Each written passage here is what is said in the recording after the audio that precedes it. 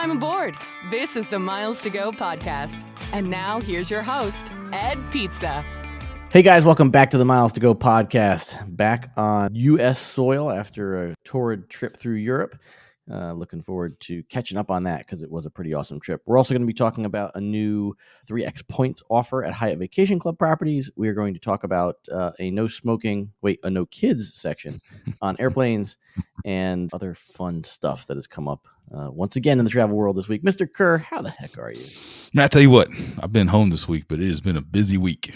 It's Friday at time of recording, and last night, man, I think you saw on the gram that we had the inaugural Rival Dad Fantasy Football Combine to determine our fantasy football draft. Oh, this was the first time. Oh, I wasn't sure because I hadn't heard of this before, and so I wasn't sure if maybe you just hadn't mentioned it in previous years because of a poor performance. But since you had a pretty poor performance this year, the Nerf ball throw. I went to the Dollar Tree and got their finest footballs for $1.25. They weighed about 2 ounces, and you had a 10-yard throw to make into a net, and some people so figured essentially it like out. trying to throw a wiffle ball through and it was kind of windy, so I got tripped up and did not have a good performance. But anytime you get the Rival Dads together, it was a lot of fun. But also hosting the draft at the Kerr Manor on Saturday night, so it's kind of a wacky week, man, but crazy busy, dude. I've talked to 5 continents this week over the course of 48 hours, wheeling and dealing like we do in the day job. So while you've actually been to different continents, I've just been here on Zoom, wheeling and dealing. And while you talked to 5 continents, I visited 5 countries in less than a day. So we're going to talk about that. Yeah, who hurt you, man? This itinerary looked miserable. So I'm glad to see you're not like in a brace, or did you use your wife's upside down flipper table thing to like get sorted out? What's that called? But what was the infomercial? What's the table? The Reformer, yes. The Reformer. Yeah. Not for prisoners, just for Ed's back, the Reformer. Gonna need more than that to reform Ed's back, that's for sure. So if you're just tuning in, you can find us on social media. If you watched last week, you saw Richard delete the Threads app live, so it no longer exists in his world. I guess it kind of exists in my world, but I haven't relogged in yet. He is at Kerpoints on all those social media platforms, and I am at Pizza in Motion. You can email the show, ed@pizzainmotion.com, and you can also text us or leave us a voicemail at 571-293-6659. Lastly, if you want to support the show, you can join our version of Patreon. We've got a pretty fun Slack community. I really love the group of people that we have there. We have ongoing daily discussions in a dozen different channels, members helping members there. We've got some pretty cool giveaways. We do semi-weekly happy hours, and we even have some meetups coming up, including Club 33 at Disneyland. So pretty cool stuff. All for just the price of a Starbucks cup of coffee a month, Mr. Kirk. Breaking news, man. I told you guys right before we started recording, you and our buddy Howie, that I was going to check my United app to see if it looked any different because my challenge officially ended yesterday. Right now, I'm going to send you the screenshot here live on the recording of the podcast. I am United Premier Silver. Yeah. Congratulations. Were you United Silver before? No, I was nothing before. Oh, this is going to be a good story. Why am I silver? I obviously have the screenshot showing both of the things filled up and complete. I just sent it to you. So, was silver even an option? Like, could you have achieved silver in this promotion?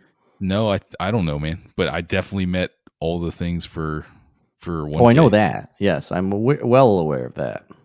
Yeah. So, oh well, man. Now I'm a little irritated. Now I just want to quit. I'm just going to quit recording and just call United and be like, hey, what's up? Why there you go, derailing the show again. I didn't derail it. The United app just derailed it for me. So you didn't have to open the app. Nobody forced you, Mr. Kerr. But it's timely to this recording, so we can discuss. Anyways, by the time you're listening to this, ladies and gentlemen, I hope I have this figured out because my tummy hurts all of a sudden. I can't figure out why that you did all that work and then they would just crash the ship up against the rocks. I don't know. We're gonna find out real soon. Yeah, we are going to find out real soon. Before we dig into the articles, let's talk a bit about my trip to the Faroe Islands. It was a blast, honestly, and even the part where I visited 5 countries in one day wasn't really all that bad. And I think at this point, I mean, I can be honest, I think at least amongst most of the folks I know, 5 countries in one day is either up there or a record for most of the nerds that we call friends. I don't have nobody else that was on the trip with me, Seth and Ben and Corey. None of them had hit that number. I don't think you've hit that number, right? No, I've never done 5 countries in a day. Yeah. So quick spin through that itinerary, and then we'll talk about the Faroes, because I think the Faroes need to be on everybody's radar. Daytime flight from Dulles to Heathrow, and I'll sum the trip up in saying it was one of the greatest flight attendants I've had in a long time. Her name was Helen. She was super awesome. And I took a nap prior to the meal service, and I'd picked the steak and eggs because it was the least worst of the three choices. And when I got it, it was pretty well cooked. And so I started to cut the outsides of the steak off to get to the insides. And she comes over and she's like, "Oh, you're cutting the outsides of the steak off." And I was traveling with two other friends of ours. She says, "Yeah, they tried that too. It's not going to work." It was just the worst piece of steak I've ever had. It was so horrible. It was. Well, I mean, typically when you microwave a steak, it's not going to be too good, which is essentially what they do on a plane, right? Right, and to be clear, it was literally the least worst of the three choices, because one of the other choices was like some French toast bread pudding thing with like 1 billion calories of sugar laid on top of it, and it sounds like your usual diet. What are you complaining about? I'm trying not to jump. I'm trying to live to a ripe old age, so trying to be better. Anyway, we stayed overnight at the Hyatt Regency London Stratford, which I have not stayed at before. It's right near Olympic Park in London. I really liked it. I don't think you've stayed at this property though, right? No, it's kind of which side of town is that on? East side of town, close to London City. Like it's I haven't Olympic. been over there. Yeah. Like to be clear, like clearly, I mean, it's a part of town that many tourists aren't going to stay in. It sits right on top of a tube stop, so I wouldn't hesitate to use it for sure. But I really like the property. It looks like a fairly new build. It's in a mall there. Rooms are great, nice size, decent configuration, the whole bit. So definitely enjoyed the room. Next morning, we went to London City Airport. Got there just a couple of months after you. And I was curious, when you went through, had they already instituted the whole like keep your liquids in your bag thing? Yes, I did not have to like pull everything out. But in Heathrow I did, but London City I did not. Right. So that's supposed to be a feature of London City. And so I was flying Luxair that day. I printed out a boarding pass when I got there because I couldn't get a digital boarding pass from Luxair via their app. So I printed out a boarding pass from the kiosk. And if you remember, there are like gates that you have to get through to get into the security line. The boarding pass did not work at the gates. So then I had to go back down and stand in line and talk to an agent. So it was a great start to the morning. And then the whole like keep the liquids thing in your bag works absolutely perfectly, except for the part where you keep your liquids in your bag. Because I bought a bottle of water, because they said, "Oh, you can bring the water through security." So I was like, "All right, well, I'll just buy a bottle of water with the nasty breakfast sandwich that I bought at Pret a Manger." And they had to pull the bottles of water out of the bag and then bring them over to a different machine and have them swabbed and scanned and then put them back in my bag. And then they pulled my liquids out and then they pulled my electronics out. So it was very much a very typical London sort of stop where it's like, we're just going to set your bags aside and go through everything. So that was fun. But then is it still widely construction zone? No. So the gates are like 21 to 26. So like when you come into the duty free and you hang a right, there was construction there. Everything to the left, so gates 1 to 10, let's call it, all that was done. So there was a little bit of construction behind duty free. There's like one shop or restaurant or something that's still under construction right there. Yeah. So not bad from a construction standpoint. Was there a lot when you were there? Yeah. Once you went through security, like the rest of the hallways and stuff were construction. And that's when it really hit me. Wow, they fit a lot of flights in here for such a small airport. And they fit a lot of people in here, and there's nowhere for anybody to go. Yeah. I was surprised at how many. There are 18 gates, and there are like 6 or 7 hard stands. I think it's just so awesome to watch the operations as an airline nerd, because they don't use tugs to position the planes. These are smaller planes, regional jets, maybe some 319s. But the planes pull in, they taxi off the runway. There's one small taxiway in front of the gates, and then they nose into the terminal, and then the pilot just yanks the pedals all the way in one direction and does a 130-degree turn. I thought it was really cool.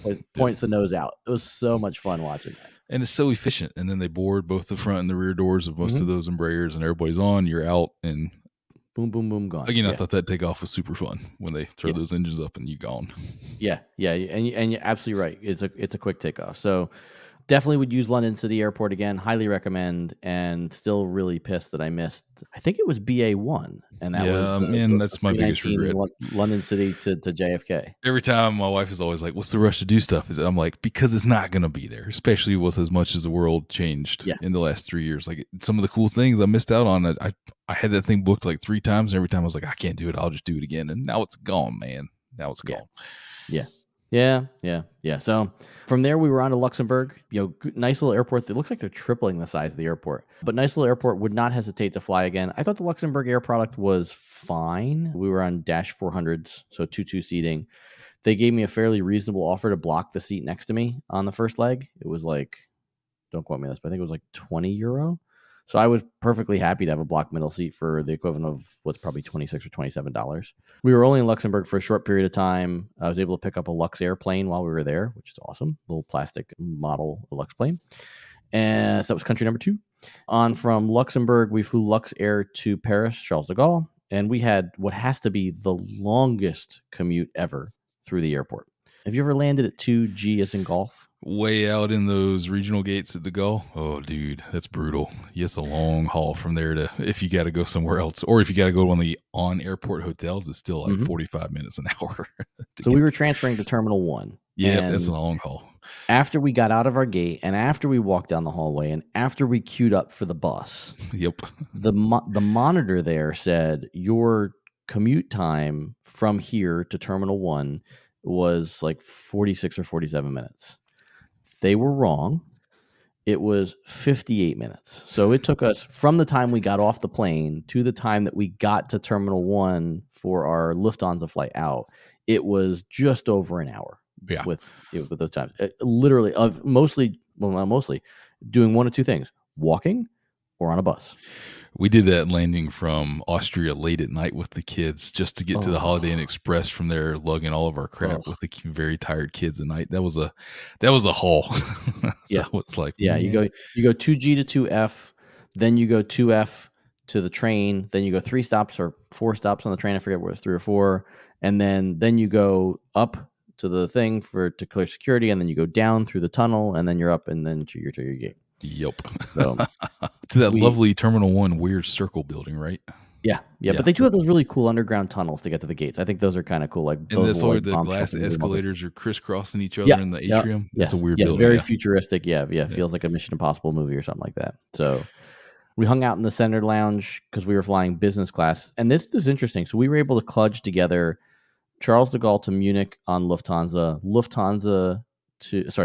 SAS to Copenhagen in business class as well. And then the following morning, SAS Copenhagen to the Faroe Islands of Agar, all on one award for business class on all 3 segments. And it was like 20-something thousand United miles. So it's actually pretty reasonable, and like $130 in taxes. So thought that was really reasonable, all things considered. And probably from a culinary standpoint, this is where the trip started to improve, because even though they were a mediocre version of how good they can be, at the Senator's Lounge at Charles de Gaulle, Lufthansa was flying in pretzels. And God, I love those pretzels in the lounge, man. Love it. You're a sucker for pretzels. I am a sucker for pretty much anything that is dough related. So just to speed through the last bit, Munich, hung out in the lounge there, ate lots more pretzels, and then on to Copenhagen. We stayed at the Clarion Hotel that's right there outside of Copenhagen Airport, essentially attached. I booked it through the Advanced Hotel program, earned a boatload of points booking it through them. And I thought it was definitely the nicest Clarion I've ever stayed in. It was a pretty nice room. Can't say my Clarion experience is vast and broad. And also haven't been to Copenhagen since high school. Also hasn't been nice either. So this was definitely a nice experience. Following morning, we were off to the Faroes for what had to be the best deal of the trip. So we land in the Faroe Islands, tiny airport as you would imagine. We hung out for about an hour waiting for Seth, Wandering Airman, to join us. And you can hear me on his podcast, Dots, Lines, and Destinations, this week, recapping the trip. But you would have loved this part, man, because not only did we pick up a new dot, EMKS, and a new line for about $55 a person. We got to hop on Atlantic Airways, which is the airline in the Faroe Islands. We got to hop on their helicopter and fly out to what I think is pronounced Mykonos, which is one of the smaller islands in the Faroes. So $55, and the captain apologizes when we get on. He says, the cloud cover today is kind of low, so I apologize for that. We'll need to fly low. And we're like, you're like, sweet. It's great. Yeah, we're 100 feet off the deck and like, this is awesome. And it was legitimately $55.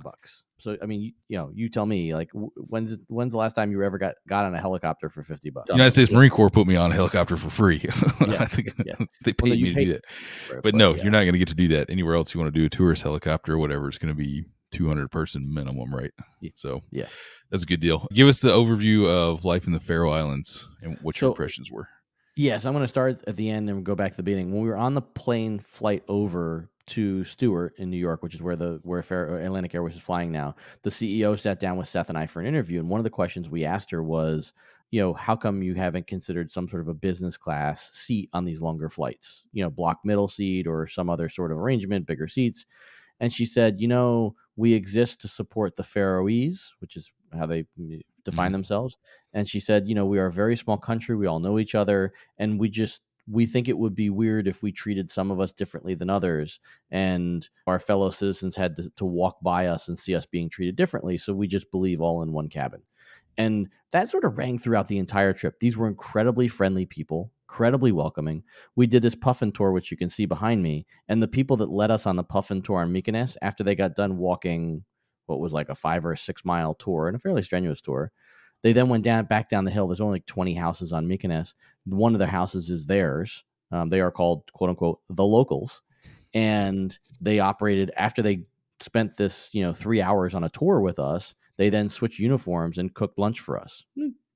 We paid for it, but it was, homemade fish soup and sausages and hot dogs and hot chocolate and whatever. But these were just all very simple people, and we're sitting either inside their house, or outside on a bench, eating lunch with them. And that's their life. At one point, Seth missed the bus back from the gym, and one of the people in the gym offered to give him a ride back to downtown. These were just incredibly friendly, simple folk, and that made it a lot of fun. I'm sure the economics of having more seats doesn't help the airline CEO either, but point taken. And isn't it great that that's the way Americans feel? We are all in this together, man. We're Huh? I can't even say it with a straight face. Well, we're going to get to the seats in just a minute, because maybe you won't be surprised. But so other things on Mika. So the tour was $45 or $50. The helicopter tour was $50 or $55, and then there's a $10 ferry ride back from the island. So a very affordable day. We had a helicopter tour, a 3+ hour tour up the mountain to go look at puffins, which, as you can see behind me, we saw plenty of even at the end of the season, and then a ferry ride back, and it was all for about $100. It was a full 6-hour day, let's call it. So a lot of fun there. Downtown Tórshavn, or Tórshavn, I don't really know how to pronounce it. Maritime city, small restaurants, a little bit fairly affordable. I spent the same price for pizza for the 4 of us in Tórshavn as I spend for my family of 4 to eat pizza at our local place here in Virginia. So the pricing wasn't horrible. And I stayed at a really nice Hilton Garden Inn, which is a little bit outside of town and a little bit controversial because it's the only branded hotel. Great service, very friendly people, clean rooms. And I got both nights on points, and reasonable points. I think like 55,000 points a night. So, not an expensive stay. I've looked at that Hilton Garden Inn many times since I read about it opening. Well, daggone, man. Sounds like, an awesome trip and something I certainly would have loved. But the daughter's birthday party came first. But I definitely want to get there. My sister was there earlier this summer, and she's like, you got to get to this place. And I was like, I know. I'm working on it. Put it on the list. Yeah. Waterfalls everywhere. A couple of great restaurants. The only underwater traffic circle in the world, because they dug a bunch of tunnels, and so they connect essentially 3 different spots on the islands underground via a traffic circle, which was pretty badass. And then real quick on the flight home, A320neo, about 180 seats. They extended the runway a few years ago to, wait for it, 5,900 feet. And that's a lot of people, gas, and suitcases to get up quick to go across the Atlantic. Yeah, so I'll share pictures of you in our chat of the runway, but you can see it built up as it heads right to the edge of the water. So there's really not that much more extension you can do. And it's the end of the runway is a couple hundred feet above the rest of town. He did, pilot did have his foot on the brake a little bit as he revved the engines up before we took off. But because of that, they actually are limiting the number of passengers on the flight. And so they're going to limit to about 150. So if you take that flight, which isn't cheap, it cost us about $500 one way. But if you take it, you can almost guarantee you're going to have an empty middle seat because they're blocking 30 seats on the plane, 30, 35 seats on the plane. That's a plus. I would take that because that pitch is a little tight, right? Like 29, 30-inch seat 31. Pitch. 31? 31. Okay, that's better than I thought. Not great. But for $12, I was able to select a seat ahead of time, and I picked the exit row was not an upcharge, and that was 36 inches of legroom, and that was plenty of space. It's a slightly upgraded version of the Recaro slimline seat, so it's actually not too uncomfortable. It's got a foldable headrest, And does the armrest go up in the extra row, or are they locked? They do. Armrests go up. Yep. All right. Well, that's clutch right there. You get the armrests. You get 2 seats. Yeah, that's clutch. Exactly. Yeah. And there's one notch higher on the padding than like the base seat. So like not great for a 6+ hour flight, but definitely had worse. That sounds awesome, man. I'm gonna have to recreate that somehow. Was it popular? Big pomp and circumstance at the gate for the Faroese when you guys were taking off? We had cupcakes. Nice. Yeah. No, it wasn't a big pomp and circumstance. Again, simple people. They had cupcakes. There were a bunch of pictures. There were 69 total people on the flight, so it was nowhere near full. Wow. Because the CEO came back. They didn't start selling it till May, and so they were just having trouble filling it as of right now. But she's emphatic it's going to come back next year. She came back and sat with us for an interview. Again, just a really simple, approachable woman, and seemed to have a really good head on her shoulders when she talked about what they're trying to do as an airline. She said, like, look, we're not going to be the next Reykjavik. We're not going to be a hub that connects people. The Faroe Islands aren't ready for, thousands of tourists, but yes, we're working with the local tourism boards to have more activities for people when they come. And I think they can handle, let's just say it's 150 passengers a week. They can certainly handle that sort of increase. Can they handle another 1,000 people a week? Probably not right now. There aren't a lot of hotels. Are there taxis, or is it just like bus you gotta get on? Are taxis, no Ubers or Lyft. There are taxis. The bus is super cheap. So the airport's about 45 minutes from downtown. Mm-hmm. And it was, don't quote me on this, but it was 90 Danish kroner, so $14-15. Yeah, for a 45-minute bus ride. So again, just like very affordable pricing. And the bus local, if you just want to take the bus locally downtown between the different areas, it's like 10 kroner, or like $1.25. Does it go up to the hotel, to the Hilton Garden Inn? I imagine a lot of people here will probably book that Hilton Garden Inn. Yep. Yeah, it does go to so there's 2 different buses. The 300 bus from the airport stops just down the road from the Hilton Garden Inn, and then there's a local bus loop, 2 local bus loops, both of which that stop right behind the Hilton Garden Inn. Gonna have to do the Beelin Copenhagen Faroe Islands trip. That would be an awesome trip to do. All I can say is let me know when you're ready, because I would absolutely go back. A day was not long enough. Yeah, we had a new guy join it Built about 3 months ago, and his honeymoon, he went to the Faroe Islands for a week, and he was like, "Dude, you got to go." And I was like, man, God, everybody's going. Yes. It's the new Iceland. It's like the more affordable Iceland. is definitely a more affordable Iceland option, in terms of the hotel costs. And I thought the food was pretty reasonably priced. We even had like a really nice dinner that was still more like a lunch, but that was still probably like $50 a head all in, with drinks and multiple courses. And it was like langostinos and steak and risotto and a whole bunch of other stuff. Got it. All right, so let's let you be the judge, Mr. Curry. You've got 3 different ways we can go here. We can talk about the no smoking adult section on planes. We could talk about bonus points at Hyatt Vacation Club, or we can talk quickly about this American Airlines Advantage executive offer. We got to stay in Europe with the new Dutch airline offering the adults only section on the airplane for an upcharge. Yes, and it's on, and I didn't know this, but apparently is it pronounced Corendon? I don't know how it's pronounced. I'll be honest. Okay. I don't. Yeah. Because anytime I think I know how a Dutch word's pronounced and they say it, I'm like, wow, I wasn't even close. You're right, exactly. So they actually have an A350, which I thought was very surprising. Did not know that. But yes, the concept is that you have, in this adults only section, you have to be 16 years of age or older to sit in the section. And wait for it. How much do you think, did you look at the pricing or no? I haven't looked at the pricing, no. Okay, how much do you think it costs for, and there are 2 different choices. How much does it cost for a seat in the adult zone and a standard seat, and how much for an extra legroom seat? I'm going to imagine, because it looks like they're flying from Amsterdam to Curacao, the island down in the Caribbean. Yes, it's a long flight. It's a long flight. Yeah. So I'd say, Mm-hmm. Adults only zone, a minimum of €50, I would say, for a standard seat. €45 for a standard seat. €45. Oh, look at that guess. Mm-hmm. Extra legroom, I don't know, probably like €80 or €90. €100. €100.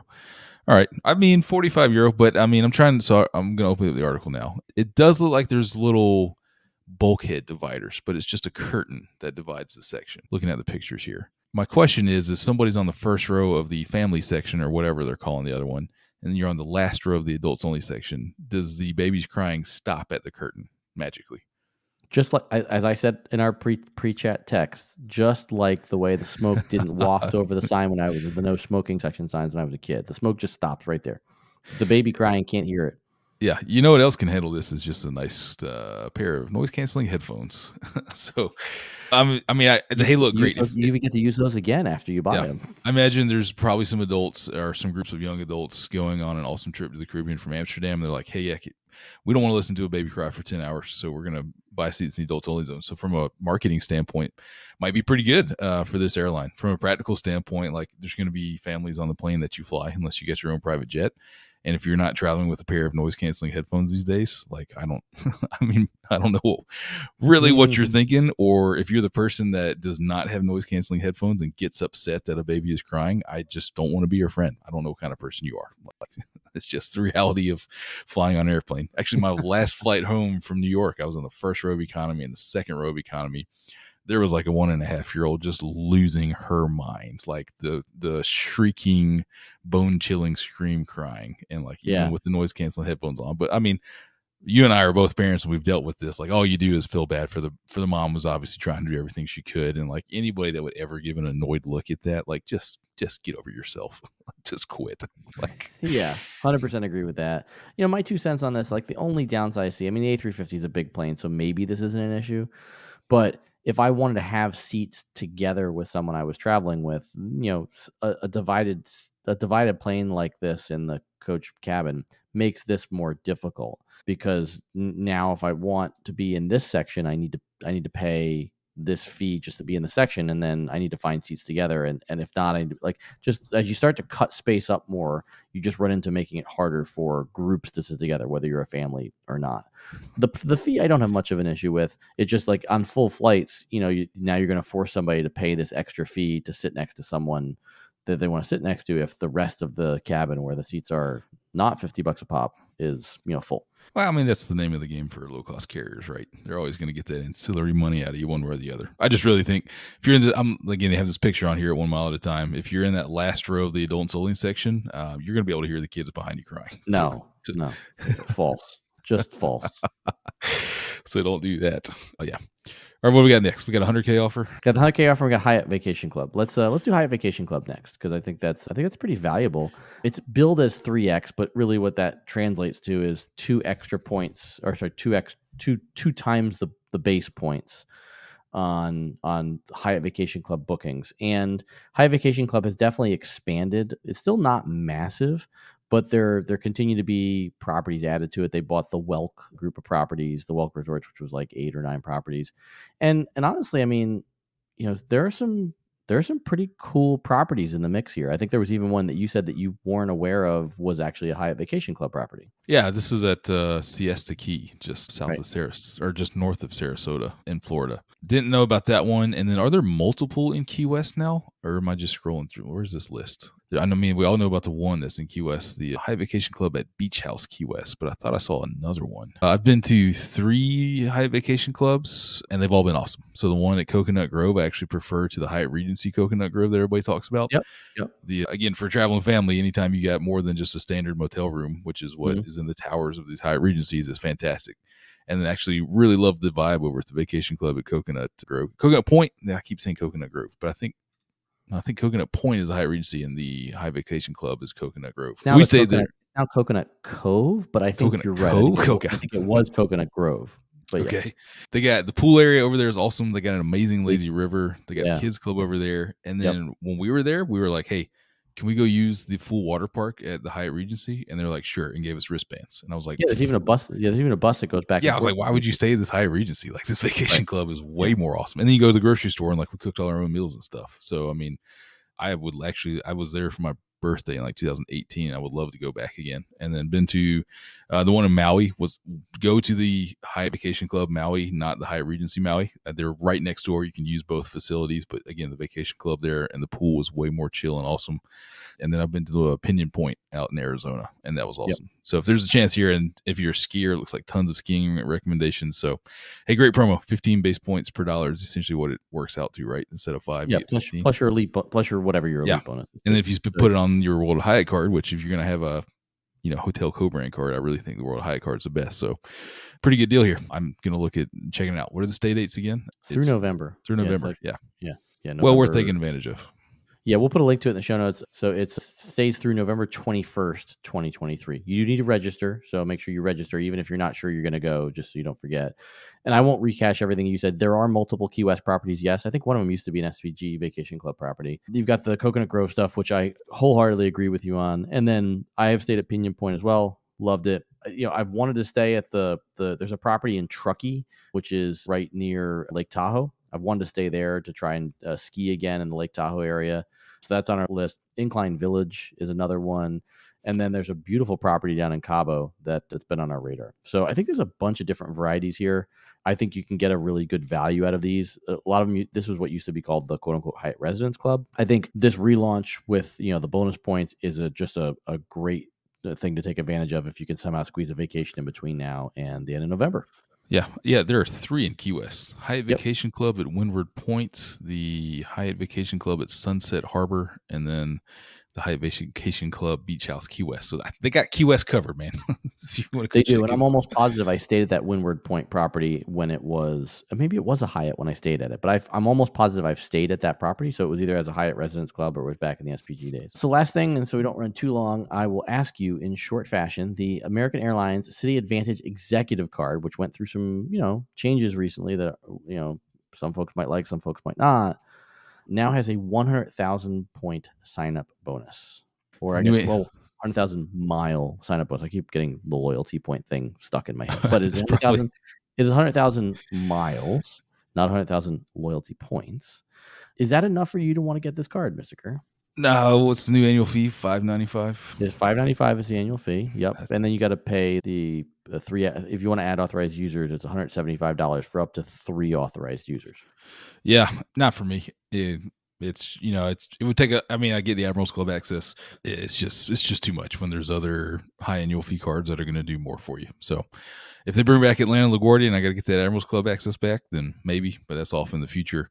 But if you are an American Flyer, they got the bonus loyalty points on there now as well. What do you get, 20,000 just for signing up or something like that? I can see why you would pick it up, but for me at $600, it's a no. Yeah, and I'm on the fence on it. If you're an American Flyer, like the only thing here that's a potential plus to me, especially when I think about the American Express Platinum card, is that if you're on this card, as a primary card member without having authorized user cards, you can bring your family into the club with you.